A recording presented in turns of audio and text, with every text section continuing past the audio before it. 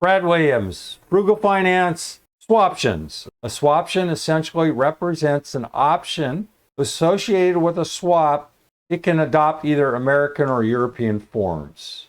With a receiver swaption, the holder gains the privilege to participate in a specific swap as the receiver of the fixed rate. Conversely, a payer swaption bestows upon the holder the right to engage in a designated swap as the payer of the fixed rate. It's worth noting that, akin to other options, ownership of a swaption confers a right without imposing an obligation. Sounds like a call, huh? Sounds like a put. The swap agreement linked to the swaption encompasses all its particulars, including its duration, principal amount, and the fixed and floating rate indices. Furthermore, the swaption features a predefined expiration date. Receiver swaption equals fixed rate receiver equals call option on a bond equals higher bond prices, lower interest rates. You would exercise swaption, lower bond prices, higher interest rates, let swaptions expire worthless equals floating rate payer. What does all this mean? Payer swaption equals fixed rate payer equals put option on bond equals lower bond prices, higher interest rates equals floating rate receives lower bond prices, higher interest rate, exercise swaption, higher prices, lower interest rates, you would let swaption expire. Some may look at receiver swaptions as being a call option on a bond that pays a fixed rate of interest. If the owner of a receiver swaption exercises, she will be in a position of the owner of a bond who receives fixed interest payments. The floating payments that she makes plays the role of the exercise price, betting interest rates will move lower. Similarly, a payer swaption is analogous to a put option on a bond. When the owner of a payer swaption exercises, they own this swaption, he will be in the position of an issuer of a fixed rate bond because the exercise of the payer swaption involves a series of fixed rate interest payments in exchange for inflows at a floating rate. To understand these features more closely, consider a payer swaption. The purchaser of the payer swaption pays an agreed premium to the seller at the inception of the transaction. Generally, the premium is stated as some number of basis points on the notional principal of the swap underlying the option. It is typical for this premium to lie in the range of 20 to 40 basis points. Kind of expensive, but the premium depends upon the exercise price, the time to expiration, and the volatility of the underlying rates. The exercise price of a payer swaption is a fixed rate stated in the swaption agreement. The exercise price of the payer swaption is a fixed rate stated in the swaption agreement.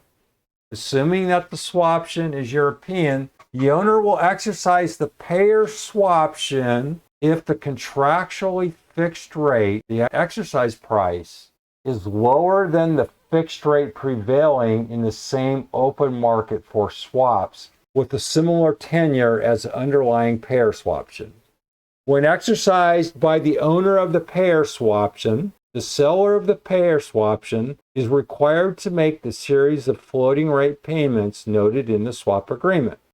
The receiver and payer swaptions come into the money in different situations. A receiver swaption pays off only when interest rates fall, and a payer swaption pays off only when interest rates rise. The owner of a receiver swaption will want to exercise when interest rates fall, because the owner of the receiver swaption will then receive a sequence of fixed interest payments stipulated in the swaption contract in exchange for making a sequence of floating rate payments at the new lower rate of interest. Otherwise, the owner of a payer swaption will exercise when interest rates rise. At the time of the exercise of a payer swaption, the owner of the payer swaption will be obligated to make a sequence of fixed interest payments at the old lower rate stipulated in the swaption contract and will receive a sequence of floating rate payments at the now higher rates. As an example, consider a European payer swaption on a 5-year swap with annual payments and notional principal of $10 million. Let us assume that the fixed rate specified in the swap agreement is 8% and a floating rate is SOFR. For this payer swaption, the premium might be 30 basis points. With a principal of $10 million, the premium would be 30 grand. 6 months after contracting, at the expiration date of the option, the owner of the payer swaption can either exercise or let the option expire worthless. If the owner exercises, he will pay a fixed rate of 8% and receive a floating rate of SOFR for the 5 years of the swap. The owner of the payer swaption will exercise it if the fixed rate on the swaps of the type underlying the option is greater than 8%.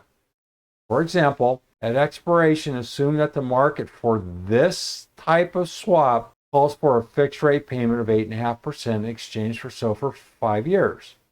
The holder of the payer swaption will exercise so he can enter the swap agreement at the terms more favorable than those prevailing in the market. Conversely, if the market fixed rate for such a swap is less than 8%, say 7.75%, the owner of the payer swaption will allow the swaption to expire because it is worthless. At this point, the swaption is worthless because it's already expired. It grants the holder the option to enter a swap where they pay 8% and receive SOFR. But given the current market conditions, anyone can already enter a swap where they pay 7.75% and receive SOFR. Consider now the choices facing the holder of a European receiver swaption. To acquire this swaption, the owner pays a premium to purchase the swaption. At expiration, the owner could exercise. If she exercises, she will enter a swap to receive fixed and pay floating. The owner should exercise if the fixed rate on the swap underlying the swaption exceeds the market fixed rate on swaps of the same type as the swap underlying the swaption. For example, assume that the swap underlying this receiver swaption has a 7-year tenure with a semi-annual payments with notional principal of $50 million and a fixed rate of 6.5% in exchange for SOFR. At expiration, assume that the market fixed rate for this type of swap is 7%. In this case, the receiver swaption becomes worthless and its holder will allow it to automatically expire. The swaption is worthless because it allows the holder to enter a swap to receive 6.5%, but the market rate of this type of swap is to receive a fixed rate of 7%. By contrast, if the prevailing fixed rate for this type of swap is 6%, at the expiration of the swaption, the holder of the receiver swaption should exercise because the swaption entitles her to enter a swap to receive 6.5% fixed rate when the prevailing market rate is 6%. Brad Williams, Frugal Finance. Thanks for watching.